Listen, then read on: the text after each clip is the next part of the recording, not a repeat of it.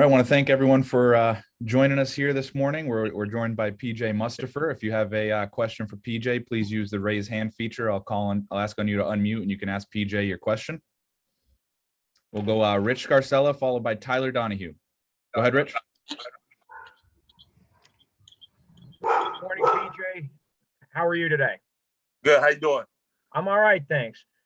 PJ, going into really the Big Ten portion of the schedule, can you describe what that's like?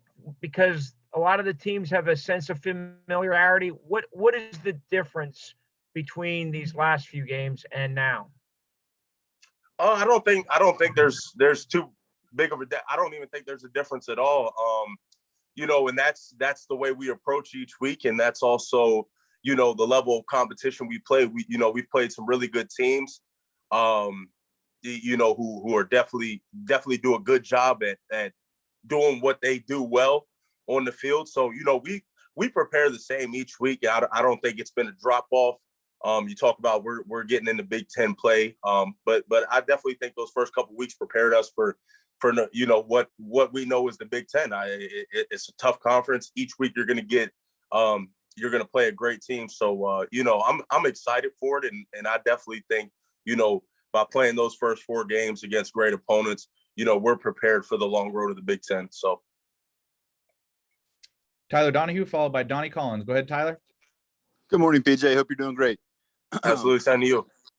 We heard from Coach Franklin after the game, and he said that he felt like you guys somewhere along the way last week lost your edge a little bit, and he was hoping that a hard Sunday and back in facilities would kind of help get that back. How was Sunday when you guys got back to work, and was it apparent that the staff and particularly James Franklin was motivated to send a message?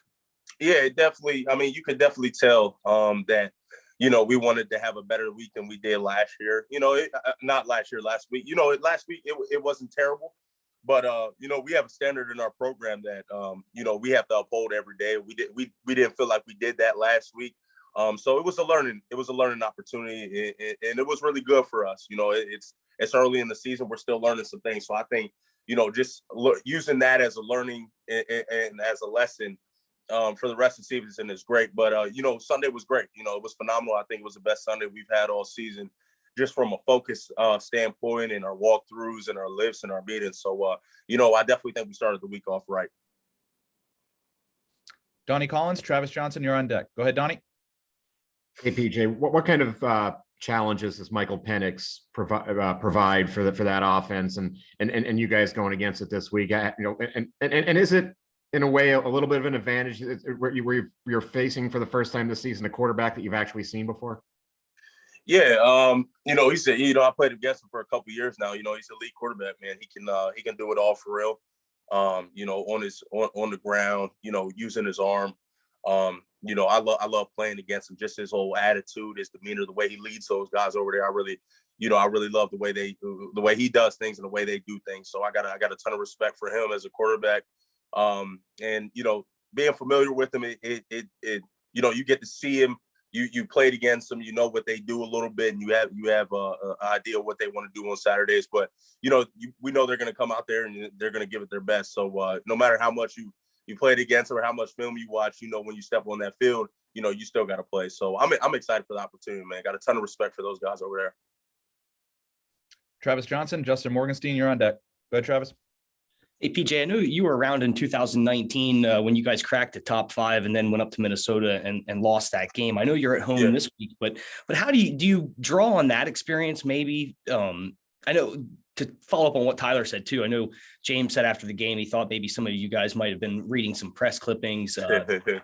How do you fall back on that experience, and how do you avoid that again? Oh, absolutely, yeah, no, most definitely. I think that's a experience that we can all use, that everybody who was here can use. And I think it's crucial, man. Like you said, we were ranked, I believe it was 4 at the time, went up there and, we got comfortable. And when you play in the Big Ten and you play great teams each week, you can't be comfortable in no Saturday because, you're liable to lose. And that's what happened to us. So, we always talk about it. The guys who've been in the room for a long time, of how, we got to use that. We can't get comfortable because we already seen how it, changed the season. But but we did. I mean, we know what happened, and we know what we can't do. And I think I talked about it earlier, but last week, that was just like when we went up to Minnesota. So that stuff can't happen, and we know we got to be better there. Justin Morgenstein, Audrey Snyder, you're on deck. Go ahead, Justin. Thanks for your time, PJ. Obviously, you guys have come a long way from the Indiana game last year. Do any of you still have that like taste in your mouth, and do you believe in revenge games? And is that a storyline for you guys this week? No, man, we don't we don't believe in revenge games. We just focus. We're focused on this week. We can't focus on last year, man, because it really has nothing. That last year already happened. We can't do nothing about that. We can't go back and change time. We're focused on getting ready for this 2021 Indiana team. And they're extremely talented. So all our focus is going into getting ready and preparing the best we can for them, and strapping up on Saturday and going out there and playing. Audrey Snyder, Sergio Diaz, you're on deck. Go ahead, Audrey. Hey, PJ, good afternoon. Afternoon. I asked you about this a couple weeks ago, but I wanted to kind of follow up on it. You guys have said there was the hardest off season and this and that. Congo said that like there were practices he didn't think he was going to make it through this summer without you. What was the hardest part of that off season? Like, is there one workout that stands out to you or anything that you're like, oh man, that was brutal? Yeah, we ran I think we ran 10. It's like, so for our conditioning test, we do these things called destructors. It's 15 up, 15 back, and then I think you got to run 60 yards. And so we did about 10 of those, and then we went over to the basketball hill and did about 12 of those. So, my whole time I've been here, we've done a lot of hard stuff, but that was one of them workouts, man. You leave it, you're like, goodness, I don't know how I got through that. But, like I always said, like I said this year, those workouts like that have really prepared us for games, that we have to be on the field all the time, or games that go down to the wire. So, as much as it hurt in the time, I think it's really prepared us and helped us this season so far, and it's going to continue. Sergio Diaz and Tobias Wilborn, you're on deck. Go ahead, Sergio. Hi, PJ. You were a good wrestler in high school. How is that helping you with your on-field performance? I didn't get the first part. You were a good wrestler in high school. How is that helping you with on your field performance? Oh, you said I have an older brother? No, you were a good wrestler. I'm not. Wrestler, I think. Wrestler. Oh, good Yes. wrestler. Okay. Yeah. Yes, thank you. My fault. Yeah, good. Wrestling one of them sports, man, where it's 1 versus 1. Can't nobody be out there to save you. Your parents can't save you. Your teammates can't save you. It's you versus another man, and you don't want to lose, because it's all on you. But it's the same if you win. It's all on you. So, I just kind of use that every time I step on the field. I want to win my one-on-ones. I want to do my job the best, because at the end of the day, if I do my job the best and the guys around me do their job, then, we're going to like our chances at the end of the day. So. Tobias Wilborn, Frank Badani, you're on deck. Go ahead, Tobias. Hey, what up, fam? How you doing, bro? Good. How you doing? Man, doing well, bro. One thing.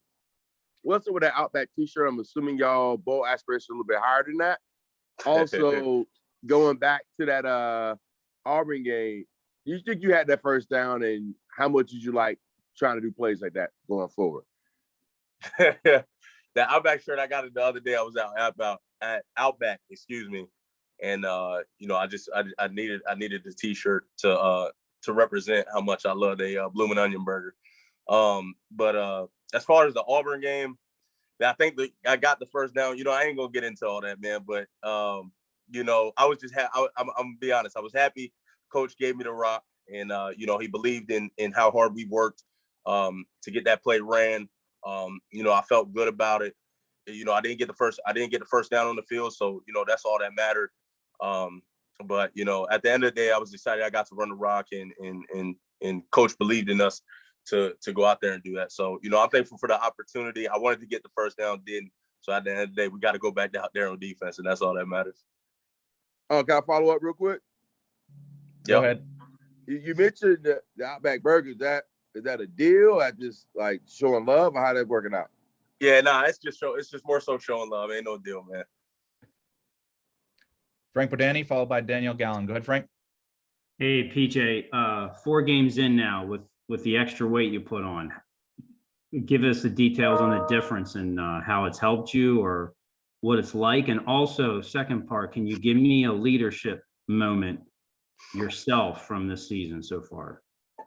Yeah, I feel good with the extra weight. Feel real good actually. You know, just playing defensive tackle in the Big Ten. I think you know, you can't be too light because you know we play against some grown men, and you know, I shouldn't say some. We play against grown men each week, so you know, you got to be able to take those double teams on. You got to be able to get knockback penetration and do all that.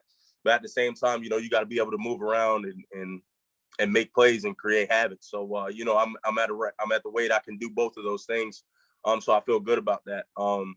And as far as the leadership moment, you know, I try to not create moments for myself. I try to be a leader at all the time. You know, I want to be a leader on the practice field. I want to be a leader in the game. So, you know, whatever that may look like, whether it's me making plays, whether it's me doing my job, whether it's me, you know, telling the guys, let's go, you know, this is our opportunity during the game. You know, all those things. I want to be a leader every day. So, you know, I really don't got a moment for you because I try to be a leader, you know, all the time. Daniel Gallen, Mark Wogenrich, you're on deck. Go ahead, Daniel. Hey, PJ, after the game, James said that in the past that you guys have had to have setbacks in order to grow, but he wants you guys to, you know, to grow and to learn without, you know, having setbacks, which, you know, or losses or anything like that. I mean, how do you guys go about doing that? What's the key to actually making that happen? Yeah, I think, you know, you gotta focus. You can't really talk about it. You know, you got to really be about it. And that's going out there every day and being extremely focused, having that attention to detail and everything you're doing was, you know, off the field in the film room or on the field and just your preparation from a week to week basis. So, you know, those setbacks like Minnesota, waiting to see what that feels like after being undefeated. You know, we can't wait for that. And, you know, like I said, we got to use last week as us not meeting our standard throughout the week, and we got to use that. So now we know what that looks like and how it ends up on Saturday, and what it's looked like when we do reach our standard during the week, and what that looks like on Saturday. So we just got to continue to really lock it in. Mark Wogenrich, David Eckert, you're on deck. Go ahead, Mark. Thanks, PJ. Over the during the offseason, Coach Pride mentioned the word accountability a lot. How has he used that with you guys during the offseason and now this year? And how do you see that manifesting in your defense? Yeah, you know, accountability, that was probably our main thing on defense this offseason. I don't think there was anything that, you know, Coach harped on or us as leaders on the defense harped on all offseason as much as accountability. And I think it, you know, through these first 4 games, I think it showed up because accountability, you know, it's many different things, but on the field for me, accountability is everybody doing the job they're supposed to do, you know, given the call Coach Brock calls and doing it at an extremely high level. So that's accountability to me on the field. And I think it's translate from the off season where it was more so off the field and making sure we were accountable off the field, because if you're not accountable off the field, you can't be expect to be accountable on the field. So I think we really, you know, honed in on off the field accountability and started to translate. And, you know, I'm extremely proud of that. David Eckert, Rich Scarcella, you're on deck. Go ahead, David. Hey, PJ, what's going on, man? Not much. How you doing? Doing good. Thanks, man. Just obviously, you know, at the end of the Villanova game there, you guys kind of got a chance to get off your feet a little bit and get some of the reserves in. I'm wondering if you saw anything from those guys that impressed you late in the game. Yeah, I think, you know, two interior guys, you know, Kazai Izzard and Fatuma Mobile, I think they're really, you know, doing a great job of me and Vanover as well. I think they're doing a great job of, you know, understanding what it takes throughout the week to have a successful Saturday. And I think those guys have played some good ball. You know, I think we've seen them a lot. You know, they played a good amount in the Ball State game and again in Villanova, you know, with Kazai having a sack. So, you know, I'm extremely proud of those guys. You know, they put in a lot of work. It's starting to show up. And And I think if they continue to put the work in, you know, they can do whatever they want to do on Saturday. So I'm proud of those guys. Rich Scarcella, Tyler Donahue on deck. Go ahead, Rich. PJ, what have you noticed that's different about the Indiana offense from last year? Are they doing anything different? Thanks. You know, I can't say they're doing anything that I've seen different yet. You know, don't quote me because I haven't watched. You know, I haven't completed my film study for the week. So, but you know, they love their air offense. You know, they love to air it out and get it to those great wide receivers they got. You know, they have a really good offensive line as well. So, you know, they can mix it up here and there and get that ground attack going. You know, we've had tremendous battles with Indiana these past couple of years. You know, ever since I've been here, you know, the game always seems to be going down to the wire. So they do a lot of different things. You know, as we get deeper into the week, I'll have a better understanding of what, you know, it is they want to really do. But, you know, since I've been playing them, you know, they love to air that ball out and they're going to mix it up here and there and they're going to get on their ground attack, you know, when they believe it's open. So just got to be mindful for those two things. Tyler Donahue, followed by Donnie Collins. Tyler? Yeah, PJ, we saw quite a bit of Devon during September. How far has he come since he got to campus? Yeah. And how much has he been able to tap into you as a resource considering your history together? Yeah, he's come extremely far, man. He's come. I think he's just starting to understand everything it takes from off the field standpoint, from the on the field standpoint, and he's continuing to grow there. You know, none of us are perfect. He realizes he's not perfect at it yet, but he's working towards that. So I'm proud of him and where he's come from since he's arrived on campus. But you know, as far as him leaning on me, you know, he can always do that, and I'm never gonna lie to him about anything or sugarcoat it or tell him what he wants to hear. I'm always gonna tell him what he needs to hear because I know we got that trust in each other from, you know, us knowing each other for a long time. So he can always come to me, man. It's that brother relationship that I'm always going to take care of him, look out for him, and making sure he's on his P's and Q's just as he does for me. So proud of him for sure. Donnie Collins, and then our final question will be Audrey Snyder. Go ahead, Donnie. PJ, you said earlier that you don't believe in revenge games, and I would Correct. think that kind of goes against human nature a little bit, especially for a young person. Is that? I mean, I believe in revenge games, and I'm way older than you. But do you? Is that something you kind of had to learn, a different mindset you had to take in some situations, coming from high school to the major college level?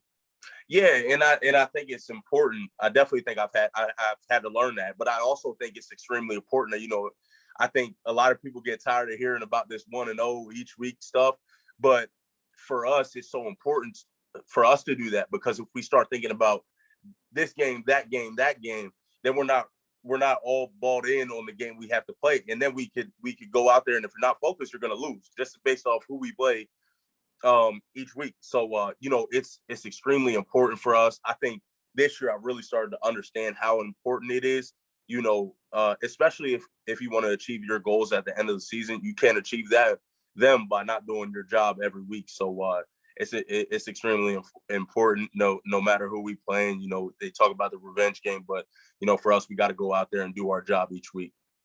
Final question, Audrey Snyder. Go ahead, Audrey. PJ, do you think this is the best front seven that you've been a part of in your time at Penn State? And whether you think it is or isn't, what do you think's making you guys so effective right now? Yeah, I mean, I think we're extremely talented. What I think is making us the front seven we are right now, I think it's that accountability I talked about earlier. Just how no matter what, you know, everybody's gonna do their job. And we have the players that when we do our job and do what we're told to, they can go make plays, and we all have the ability to do that. So when you have that trust factor, that everybody's going to do what they are supposed to do, then you know, it makes it easier on yourself. And you know, I also think we're extremely close. I think guys have told you this, how close we are as a team, and I would say the same thing. You know, this is one of the closest teams I've been on since I've been here. So, you know, I think when you have that brotherhood and just a bunch of players who love the game and love each other, you know, I think that you can do anything you want to. So this is an extremely talented front seven, and I think right now, if we can continue to get better each week, you know, this can definitely be one of the best I've been on. PJ, appreciate the time. Good luck this weekend. Absolutely. Thank you, guys. Thanks, PJ. Thank you.